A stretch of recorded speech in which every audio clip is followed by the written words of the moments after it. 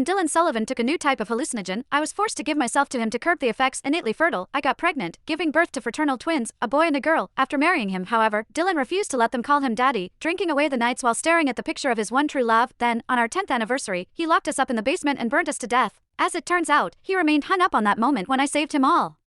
This time, stubbornly convinced I intervened when he was vulnerable to satisfy my ambitions that in turn drove a rift between himself and his one true love, whose heartbreak led to psychosis and the accident that killed her. But I somehow opened my eyes to find myself alive, returning to the day Dylan took the hallucinogen by mistake. This time, I let his one true love have him while I headed towards the study. Chapter Hurry. Dr. Jones, Mr. Dylan is getting worse. My body shuddered uncontrollably as the butler Levi's voice boomed in my ears, as the agony of being consumed in a blaze still lingers on every inch of my skin. Even now, I could still hear my twin screams of despair echoing in that basement. On top of that, I was caught by surprise. Dr. Jones, no one addressed me as that ever since I married Dylan Sullivan. That was when Levi sighed. It's supposed to be his birthday. Heaven knows how this happened. I stopped in my tracks, so I had been reborn. Taking a deep breath, I turned toward Levi and said, "Get Lily Bright." That left Levi stunned. "But, Doc, get Lily Bright," I repeated bluntly, "or Dylan might die." I then watched as Levi hurried away, clutching my chest as my heart pounded. In my past life, the instant I opened that door, Dylan would leap on top of me like a raging beast, pinning me down. Levi had been right outside, but completely ignored my cries. Later on, I got pregnant and married Dylan, while I believed it was the beginning of a blissful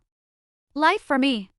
It turned out to be the continuation of a nightmare instead. Dylan hated me for taking advantage of him, for taking away his one true love. That was why he neglected and humiliated me, forbidding our children from calling him daddy. Then, on our 10th wedding anniversary, he locked up me and the twins in the basement and set fire to the house. "Mommy," the twins' cries amidst the inferno broke my heart. Hence, at the present, I fought back my swelling hatred and lowered my collar, turning in the direction of the study. If I remembered correctly, John Sullivan, Dylan's father, had been drugged as well. The Sullivans always had problems producing heirs, and as the only son, Dylan's place was secure even though he was conceived through IVF. But what if he wasn't John's only child? As I opened the door of the study, I found John sitting limply on the armchair made of genuine leather, his face flushed and his necktie dangling loosely from his collar. His eyes lit up like he found salvation when he saw me, and he pulled me over to him. The next morning, my clothes were in tatters as I left the study, and ran headlong into Lily Bright as she left Dylan's room, whose face was bright as a button. She paused when she saw me, and soon grinned in contempt. "What's the hurry, Dr. Jones? Perhaps your conscience hurts. I guess it is a little too much, seducing a geezer for the sake of wealth and status." I shot her a cool look. "Funny, since I could say the same about you." Chapter Lily's face fell, but she soon snorted. Now,